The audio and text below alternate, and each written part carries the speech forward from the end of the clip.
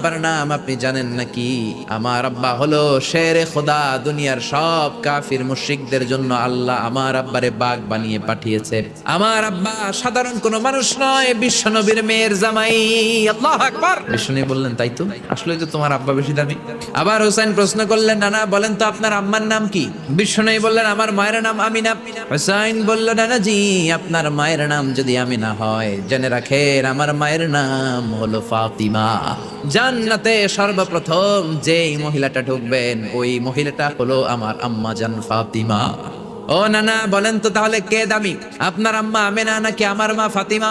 বিশ্বনবী আর কোনো কথা বলে না। হোসাইন একের পর এক প্রশ্ন বানে নানাকে জর্জরিত করছে। নানা এবার বলেন তো আপনার নানির নাম কি?